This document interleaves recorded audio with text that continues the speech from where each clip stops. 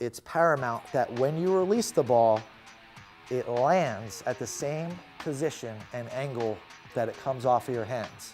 The drop is the most important part.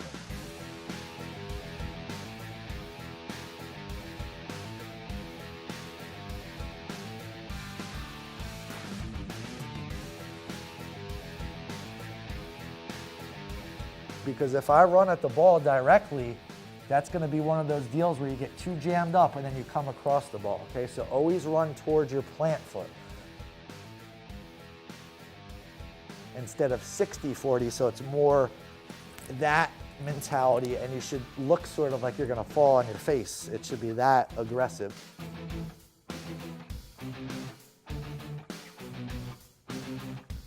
All right, so what I would do is I would get the kickoff tee, I would keep it neutral, straight down the field, whether you're going left, center, right, okay? At the high school level, at the youth level, you could absolutely turn it where you're going, because you know at that level it's more about placement than it is about scheme. So if you get the ball outside the numbers to the 5 in high school, that's great. A coach will love you, instead of occasionally in the end zone, occasionally to the 10 down the middle, and number 1 returns it, right?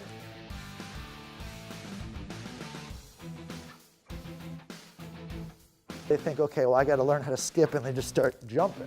But it's actually more about transferring the weight. So if I give this 60-40, that skip happens automatically. One thing that he does really well is, if you ever watch tape on him, is he never goes so fast that he loses control. You start with a slight band, and then you go to almost locked. So never lock, because if you go locked, that ball is going to keel right over, right? So slight band, start the guide arm, and then push the ball out and down. You don't want movement of the ball. You want it to be static, right? Any type of movement could change or make a variable.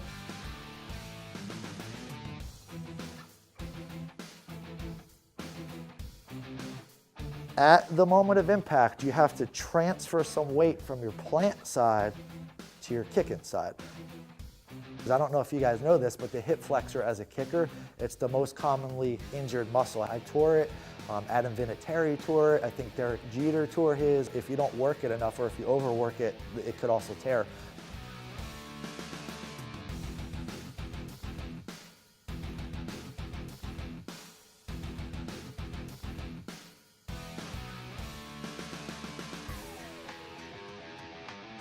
Whether it's a punt or a kick, I like to say, as your plant foot crosses your kicking foot, that's when you start your guide arm.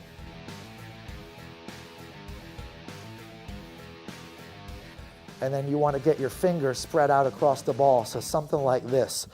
A good setup would be, your feet a couple inches apart from each other, and then you just get your guide hand on the side of the ball, and if you were to think about dropping it, you want the guy to hit the inside part of the football to the outer part of his leg.